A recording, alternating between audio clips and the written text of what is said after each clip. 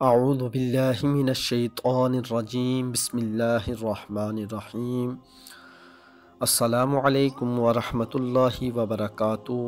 ناظرین و سامعین، آج کا ہمارا موضوع ہے شب قدر کے فضائل۔ شب قدر شرف و برکت والی رات ہے۔ اس کو شب قدر اس لیے کہتے ہیں کہ اس شب میں سال بھر کے احکام نافذ کیے جاتے ہیں اور فرشتوں کو سال بھر کے کاموں اور خدمات پر مامور کیا جاتا ہے، اور یہ بھی کہا گیا ہے کہ اس رات کی دیگر راتوں پر شرافت و قدر کے باعث اس کو شب قدر کہتے ہیں۔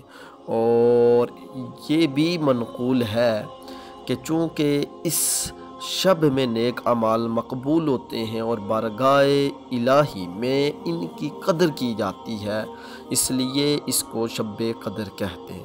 احادیث میں اس شب قدر کی بہت فضیلتیں وارد ہوئی ہیں۔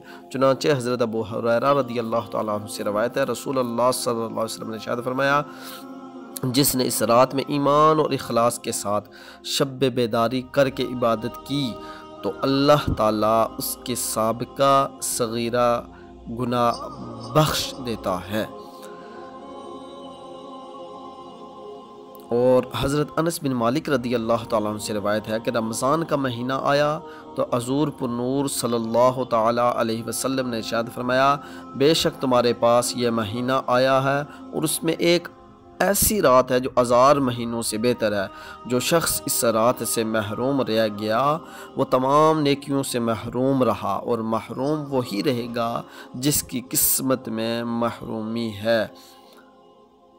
لہٰذا ہر مسلمان کو چاہیے وہ یہ رات عبادت میں گزارے اور اس رات میں کثرت سے استغفار کرے، جیسا کہ حضرت عائشہ صدیقہ رضی اللہ تعالی عنہ فرماتی ہیں، میں نے عرض کی یا رسول اللہ صلی اللہ علیہ وسلم، اگر مجھے معلوم ہو جائے کہ لیلۃ القدر کون سی رات ہے تو اس رات میں کیا کہوں؟ ارشاد فرمایا کہ تم یہ کہو، اللہم انک عفو کریم تحب العفو فاعف عنی، اے اللہ بے شک تو معاف فرمانے والا ہے، کرم کرنے والا ہے، تو معاف کرنے کو پسند فرماتا ہے، تو میرے گناہوں کو بھی معاف فرما دے۔